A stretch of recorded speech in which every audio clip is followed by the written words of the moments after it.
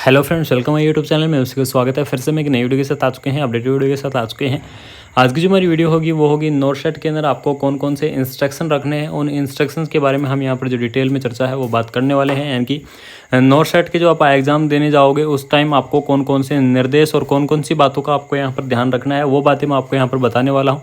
Video को last तक जरूर देखना, एक एक पॉइंट आपके लिए महत्वपूर्ण रहेगा, क्योंकि कल एग्जाम देने जा रहे हो तो आपके लिए ये जो चीज़ें हैं ये आपके लिए बहुत ही ज़रूरी और इंपॉर्टेंट रोल यहाँ पर निभाने वाली है।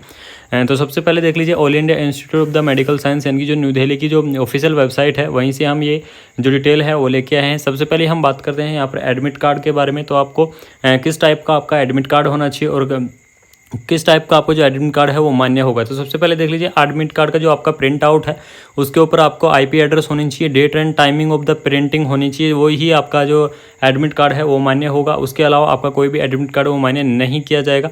उसके बाद देख लीजिए, please note the only original print out of the admit card, यानी कि एडमिट कार्ड का ओनली ओरिजिनल प्रिंट आउट चलेगा, कोई भी आपकी फोटोकॉपी वगैरह वो मान्य नहीं होगी एग्जाम सेंटर पर। तो इस चीज़ का आप जरूर ध्यान रखें, ठीक है। And please read the and understand the content and sign the declarations with the place and date, यानी कि जो आपका एडमिट कार्ड है उस एडमिट कार्ड पे आपके जो साइन है वो करने हैं। लेकिन ये ध्यान रखना, आपको पहले ही अपने जो साइन है वो करके नहीं ले जाने हैं, बाद में जाके आपको यहाँ पर जो साइन है वो करने हैं। तो ये तो हो गई जो इम्पोर्टेंट इन्फॉर्मेशन थी वो एडमिट कार्ड के बारे में।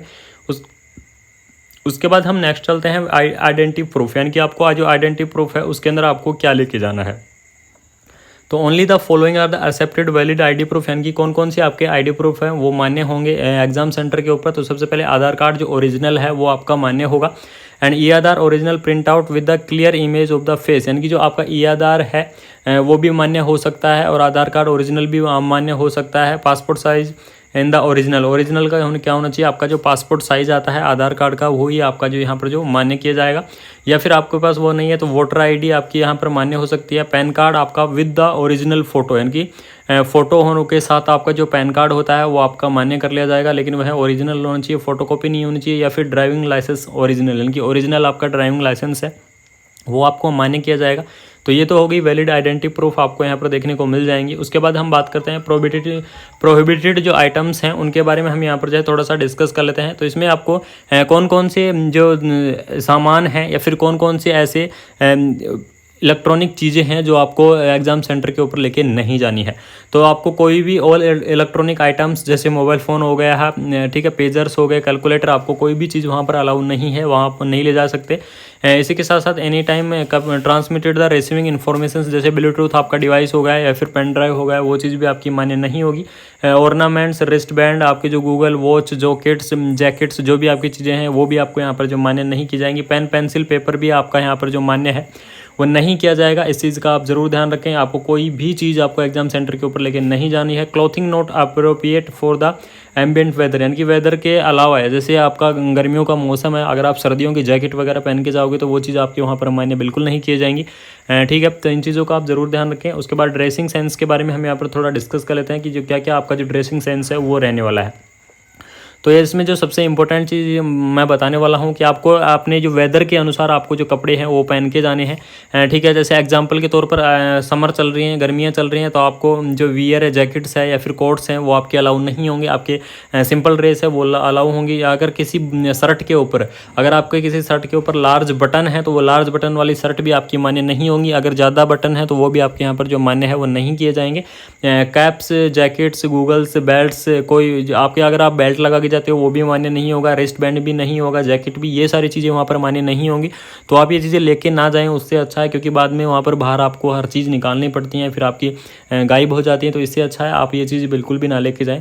एंड प्लीज़ ड्रेस अप्रोप्रिएटली, आप ध्यान रखें। And there may be faculty for the safekeeping items removal priority entry, यानी कि कोई भी चीज़ आपको एंट्री करके नहीं ले जानी है। सभी चीज़ें एंट्री करने से पहले आपको वहाँ पर रिमूव कर देनी है, उसके बाद ही आप क्या करेंगे, एंट्री कर पाएंगे अपना जो एग्ज़ाम सेंटर है। तो ये हो गई ड्रेस कोड की बात। अब हम बात करते हैं कि what you should carry into the examination centre, यानी कि एग्जामिनेशन सेंटर के अंदर आपको क्या लेके जाना है। तो you should carry with you only 2 items, यानी कि 2 आइटम्स आपको एग्जाम सेंटर पर लेके जाने हैं। सिर्फ आपका एडमिट कार्ड की ओरिजिनल प्रिंट आउट है वो आपको यहाँ पर लेके जाना है, और जो ओरिजिनल आपका वैलिड प्रूफ है वही आपको ले जाना है। यानी कि आपको क्या करना है, एडमिट कार्ड की प्रिंट आउट आपको लेके जानी है, उसके बाद में आपका जो आईडी प्रूफ है वो आईडी प्रूफ लेके जाना है। उसके अलावा आपको कोई भी डॉक्यूमेंट्स एग्जाम सेंटर के ऊपर नहीं लेके जाने हैं, इस चीज़ का आप ज़रूर ध्यान रखें। जैसे ही आप एंटर करोगे तो आपकी जो आइरिस कैप्चर की क्या है प्रोसीजर की जाएगी, तो वो आप अच्छे से करवा लीजिएगा। ये क्या है, एक प्रोसेस होता है एग्जामिनेशन सेंटर का। उसके बाद में आप क्या करोगे, आइरिस की प्रोसेस के बाद आप enter into the examination centre. Examination centre के आप अंदर एंट्री करोगे। एंट्री करने के बाद आपकी जांचें होंगी, दोबारा से आपके बैंडेज लगेंगे। बैंडेज, आपकी आईडी प्रूफ, सब चीज़ देखने के बाद आपको वहाँ पर क्या किया जाएगा, अलाउड्स किया जाएगा। ठीक है। और जो सबसे इंपॉर्टेंट चीज़ है कि एनी कोई भी candidate found to be the intoxicated, जैसे अल्कोहल या फिर ड्रग्स, कोई भी चीज़ें आपको एग्जामिनेशन हॉल के अंदर बिल्कुल भी अलाउ नहीं होंगी, तो इन चीज़ों को आप लेके ना जाएं। अगर आप किसी कैंडिडेट को अगर रफ वर्क करना है, ये चीज़ें ध्यान रखनी है, अगर किसी कैंडिडेट को रफ वर्क करना है तो रफ वर्क करने के लिए जो एडमिट कार्ड का जो पीछे का पेज आता है, यानी कि एडमिट कार्ड का जो पीछे का पेज आता है, उस पेज के ऊपर आप क्या करें, रफ वर्क करेंगे। क्योंकि एडमिट कार्ड के पीछे का पेज खाली रहता है, तो उसके आप क्या कर सकते हैं, रफ वर्क आप वहाँ पर कर सकते हैं। ठीक है। स्कीम ऑफ द एग्जामिनेशन के बारे में अगर मैं डिस्कस करूँ तो ड्यूरेशन रहने वाला है आपका 1.5 आवर्स 90 मिनट का। क्वेश्चंस आपके 100 रहेंगे, ऑब्जेक्टिव क्वेश्चंस रहेंगे, सिंगल करेक्ट चॉइस या मल्टीपल करेक्ट चॉइस भी क्वेश्चन आपको यहाँ पर देखने को मिल सकते हैं। 1/3 आपकी क्या रहने वाली है, नेगेटिव मार्किंग रहने वाली है, तो इस चीज़ का आप ध्यान रखें। और इसी के हिसाब से आप क्या करना, अपना जो एग्ज़ाम है वो आपको एग्ज़ाम करें। तो यही एक जो इम्पोर्टेंट इंस्ट्रक्शन थे एम्स की वैकेंसी यानी कि नोटसेट से रिलेटेड, वो मैंने आपको बता दिए हैं। एग्ज़ाम एडमिट कार्ड के आपको मैं जल्दी ही अपडेट दूंगा, तो ये अपडेट आपके लिए इंपॉर्टेंट है, इस चीज़ को आप ज़रूर देखें। Thank you so much. अगर वीडियो इन्फॉर्मेटिव लगी तो चैनल को सब्सक्राइब कर दें। जय हिंद, जय भारत।